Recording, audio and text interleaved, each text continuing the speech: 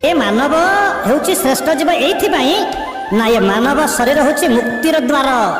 हाँ आज्ञा जीव निजर कर्मफल भोग करने बार बार बार बार विभिन्न रूप से जन्म नेला परे शेष में मानव शरीर धारण करे।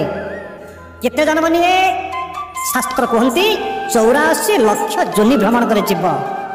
गोटे श्लोक कहूँ आपण मानक स्थावर 20 लाख विंश बोले 20 लाख स्थावर जन्म अर्थात गछ लता पहाड़ पर्वत। स्थावर 20 लाख जलतंग 9 लाख 9 लाख होती माछ किंभीर पैछ इत्यादि जल जीव 20 9 29 लाख। रुद्रंच कृमिकीटंच रुद्र हेले 11 11 कृमिकीट जन्म होती 11 29 11 40 30 लाख पक्षीणा पक्षी जन्म 30 लाख थर 40 30 70 पशुना 10 लाख पशु जनि हूँ 10 लाख एवं 4 लाख बानरा माकड़ जोनि आज्ञा बानर जन्म नियंती 4 लाख। यही भाव में 84 लाख जन्म पर ये जीव मानव शरीर धारण करे।